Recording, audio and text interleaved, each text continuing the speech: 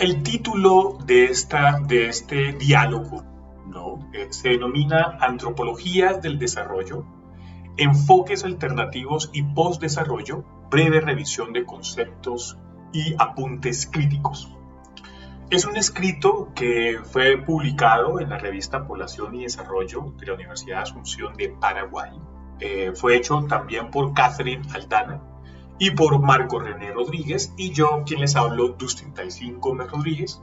Bien, antes de que iniciemos este ejercicio, lo vamos a dividir en varios momentos. En primer lugar, entender qué significa la categoría desarrollo. En segundo, qué significa antropología del desarrollo.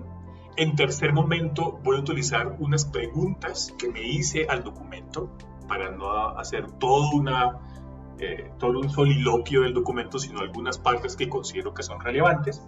Y terminamos con una conclusión.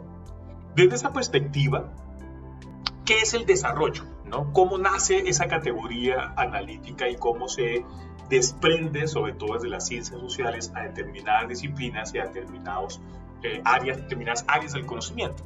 Entonces, uno puede decir que ese discurso del desarrollo económico nace sobre todo después de la Segunda Guerra Mundial, cuando los países vendedores de la misma, específicamente el discurso hegemónico, y hegemónico lo entiendo desde Gramsci, del discurso neoclásico de la economía, del discurso que hoy denominaríamos neoliberal, pues está fuertemente posicionado. Y cuando se acaba la Segunda Guerra Mundial, todavía está dentro, no hay diferenciación entre crecimiento y desarrollo económico, son iguales desde esa escuela económica, pero en el 45, después de la Segunda Guerra Mundial y sobre todo con el expresidente estadounidense Truman, pues vamos a utilizar también la palabra subdesarrollo. Entonces, en esta primera etapa, desarrollo económico es igual a crecimiento económico, es decir, el aumento o el decrecimiento del PIB, ¿cierto? Pocas palabras, entonces, entre más bienes y servicios usted tenga, mejor, términos muy, pero muy generales. Y a medida que va pasando el tiempo y que ingresan otras escuelas, por ejemplo la escuela keynesiana, ¿no? Que va a hablar de la economía del bienestar, pues van a haber estas diferenciaciones entre los discursos hegemónicos preponderantes alineados al crecimiento económico y estos nuevos, si se puede decir, o más bien adjetivos, que van a emerger sobre todo en la década de los 60, 70, 80 y 90, no tanto en la década de los 40, aunque va a ser muy neoclásico el discurso del desarrollo. Y estas formas van a entender otras formas, y disculpe la redundancia, en que los seres humanos con sus interacciones biológicas y sociales, teniendo como derrotero la economía, muy generalmente, pues pueden generar una mejor calidad de vida. Entonces, bajo esta estela, el crecimiento lo vamos a entender como el crecimiento económico, como el cambio porcentual de un tiempo a otro, un año, una década, bla, bla, bla, del PIB, crecimiento de crecimiento, y el desarrollo lo vamos a entender en términos muy, pero muy generales como ese crecimiento o ese decrecimiento del PIB, cómo se ve en la comunidad, ¿sí? En la sociedad, por decir algo. Hay más hospitales, hay más barrios, hay más educación, ¿cierto? ¿Qué es antropología del desarrollo? ¿No? En términos generales, es una rama dentro de las ciencias sociales y a través de la antropología que estudia, o su objetivo, ¿cierto? En términos generales, es el estudiar los conflictos sociales y la dimensión cultural del desarrollo económico, ¿no? En términos muy, muy generales. Entonces, el ejercicio que nosotros hicimos fue, desde la antropología del desarrollo, identificar algunas propuestas que no van en consonancia con lo que les dije en primera instancia, en términos generales, es decir, que va anclado a que el crecimiento es igual a desarrollo económico, a que existen países desarrollados y otros subdesarrollados, y que los subdesarrollados tienen que ser como los desarrollados.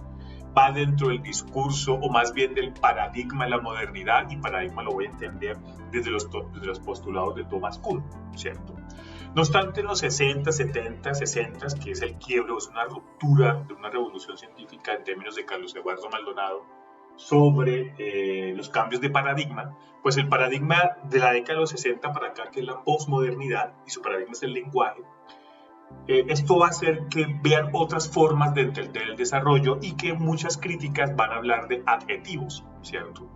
Entonces, que el desarrollo endógeno, que el desarrollo local, que el desarrollo territorial, que el desarrollo económico, que el desarrollo ambiental y así sucesivamente. ¿Listo? Hay varias formas de entender esto. Sin embargo, nosotros solamente vamos a tomar 3 corrientes de desarrollo y vamos a hacer una caracterización muy breve de ellas. Pregunta: ¿cuál es la metodología y el método utilizados, y los métodos utilizados más bien, en la investigación presentada en este documento? La metodología es de corte cualitativo y el enfoque es analítico-descriptivo, ¿no? El método fue una revisión documental por matrices. ¿Qué es una revisión documental por matrices? Es por medio de unas ecuaciones de búsqueda, desde bibliometría, es decir, unos códigos algorítmicos para buscar en bases de datos donde uno especifique los años, que sí, que no, ¿sí? Son como unos filtros, por decirlo así. Se utilizó la categoría de antropología del desarrollo, ¿cierto? Entonces, de ahí hicimos la ecuación de búsqueda, buscamos en bases de datos reconocidas nacional e internacionalmente como son WOS y Scopus sobre ese proceso, y lo que vimos, entonces cuando ya tenemos toda esa cantidad de artículos, luego hacemos una matriz, ¿sí? Esta matriz es un cuadro en Excel en términos generales y tiene columnas. Entonces, de los documentos que escogimos, según lo que necesitamos, los años, bueno, lo que sea, cada documento se le hace como una especie de análisis. Entonces, en esa matriz de Excel, que es una hoja de cálculo, nada del otro mundo, hay unas columnas que se llaman, una columna que se llama, por ejemplo, título, otra se llama autores, otra es normas APA, otra se llama metodología, otra se llama resultados, discusiones, conclusiones literales y conclusiones sistematizadas. Entonces, ¿para qué hacemos eso? Uno, porque así uno sistematiza cada uno de los documentos. 2, usted identifica cada uno de los parámetros que tiene el artículo y qué le puede servir a cada uno de los parámetros que usted va a hacer en su documento. ¿Por qué? Porque cuando usted identifica el objetivo general, que es una de las columnas de la matriz, identifica la línea argumentativa. Cuando usted comprende la metodología, se da cuenta del corte. Cuando usted se da cuenta del resultado, se identifica los hallazgos que tuvo el documento. Cuando usted mira las conclusiones literales del autor de ese documento, uno identifica la síntesis. Y lo último que uno hace después de hacer cada uno de esos procesos es la conclusión que yo tengo como autor sobre ese documento.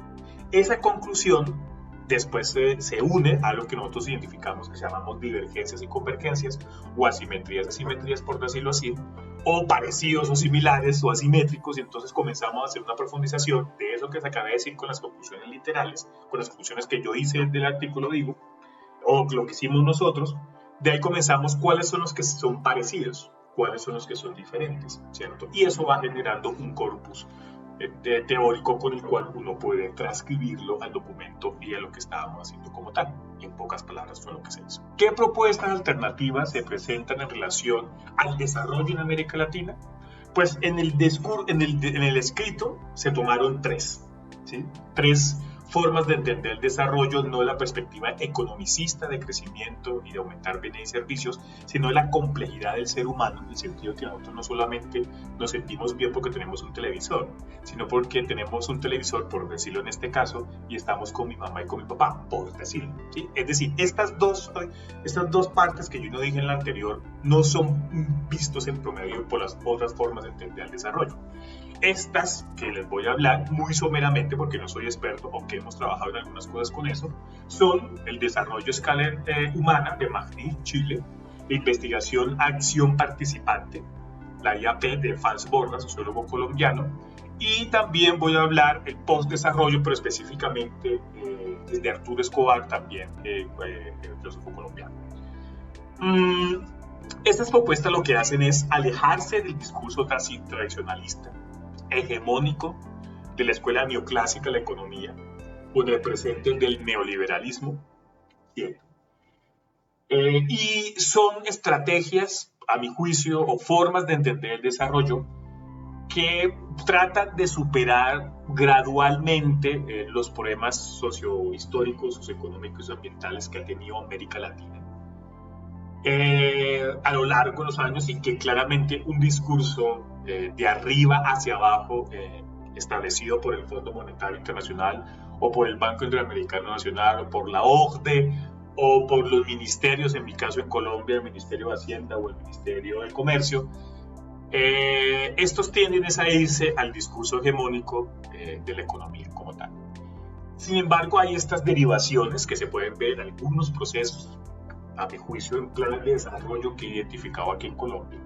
Cuando uno ve algunas cositas, ¿no? Por lo menos en el discurso, no necesariamente en la acción, de lo que yo he identificado. Puede ser que sí, que esté errado, pero bajo lo que hemos leído, no necesariamente.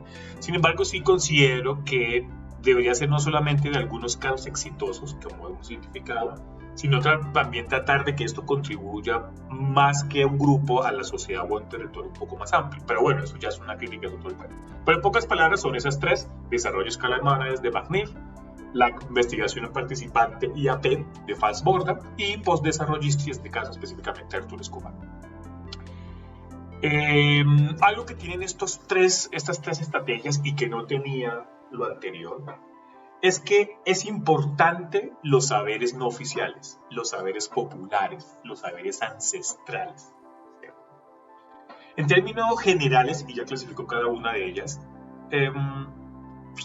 o más bien más bien digamos que cada una de ellas. El desarrollo a escala humana fue creado, claro, en primera instancia por McNiff, un economista chileno, y lo que busca es más, a través de unos cuadros, términos muy generales, a través de unas matrices, es más ampliar las capacidades de las personas, y no se reduce a cómo está el PIB, a aumentar bienes y servicios, sino más bien es un discurso antropomórfico, fuertemente como antropocentrista, en que el ser humano, en que trata de que la economía no se vuelva ese discurso ingenieril de la escuela neoclásica o en el presente de la ideología neoliberal, sino más bien que tenga rostro humano. Es decir, hay cosas más allá que sencillamente tener un computador o tener un televisor o tener un equipo o tener carro, ¿cierto?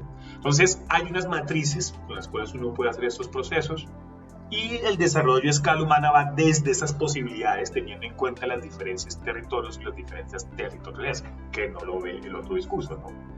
Eso por un lado. La investigación acción participante de Fals Borda, el sociólogo colombiano, en términos generales es una estrategia que también va de abajo hacia arriba, es decir, no soy yo imponiendo mis discursos hacia abajo.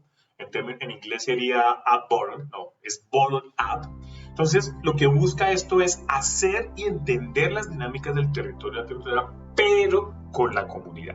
Es decir, la comunidad es la que da unos diálogos para poder utilizar el método científico y mirar cómo con estos dos procesos podemos contribuir a ese territorio y esa territorialidad, ¿cierto?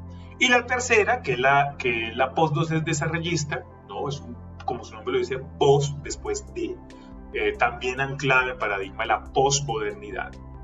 En Colombia se ve mucho lo que dice Arturo Escobar, ¿no? Son trabajos fuertemente multidisciplinarios, ¿no? Él trabaja sobre todo con gente del Chocó, departamento aquí en Colombia, y también con personas, digamos, de comunidades populares. Y es tratar de mirar otras formas de desarrollo, ¿sí? El desarrollo no puede ser simplemente lineal del crecimiento moderno, lo que dice Rostock, no, sino cada uno de una u otra forma tenemos nuestros propios desarrollos, cada territorio y cada territorialidad tiene sus propios desarrollos, y eso hace que es necesario entender los actores sociales como los agentes económicos antes de yo imponer. Y como pues lo repito, las tres van muy de la mano de ser transdisciplinarias, también van muy de la mano de bottom up, ¿no? Es desde la población que se hace el proceso. El artículo, pues lo que busca es hacer una revisión crítica desde la antropología del desarrollo a través de tres, voy a ponerlo aquí que no sería la mejor, pero para que lo comprendamos, de tres alternativas, de tres estrategias que pueden contribuir con lo que dice la antropología del desarrollo, y es reducir esos conflictos sociales, ¿cierto? Dado que se entiende desde abajo. Sin embargo, una crítica de estos discursos es que es fuertemente antropocentrista y antropomórfica, ¿no? Viven esa persistencia de las ciencias sociales de que las acciones humanas viven en un vacío ontológico. Es muy poco lo que se habla del medio ambiente más allá de sostenibilidad débil, ¿no? Siendo que usted antes de ser un ser social es un ser biológico, pero bueno, es una crítica que yo les hago. Otra es que los desarrollos se volvieron adjetivos. Entonces a muchas cosas le decimos desarrollo local, endógeno, territorial, bla, bla, bla, pero uno va a ver y es el mismo discurso del desarrollo económico de Rostow, del paradigma de la modernidad que va anclado en la escuela neoliberal y demás, ¿no? A pesar de que uno puede encontrar, no sé, en estudios de la FAO, en los cursos de la FAO, que ellos hablan, por ejemplo, de desarrollo territorial, si usted comienza a mirar bien las categorías de los conceptos y cómo va la relación con el capital, ¿no? Ya sea humano, activo, natural, bueno, lo que sea, pues uno ve cómo sigue esa tendencia, ¿no? En promedio, y pues que es un discurso totalmente pregonado por los entes multilaterales, ¿no? Y pues eso hace que tenga sus limitantes. Sin embargo, estas alternativas, a mi juicio, demuestran la capacidad de la filosofía de la ciencia y de la historia de la ciencia que ha tenido América, ¿no? Son teorías fuertes, cognitivamente coherentes, estructuradas, que, dado nuestras realidades en las Américas, pues son formas de entender el desarrollo más allá que en el presente se llamaría el desarrollo neoliberal, pero son formas, ¿no? Son estrategias, son ayudas, ¿no? Que podemos ver, no son una verdad claramente, pero son autores que tienen que ver con nuestro territorio, son autores que tienen que ver con nuestra territorialidad. No es simplemente estudiar en Harvard para traer harvardidades aquí a América Latina, nos imponen los desarrollos, hay que entender, y que son ante todo oro humano. Y para terminar, entonces, muchas gracias por haberme escuchado.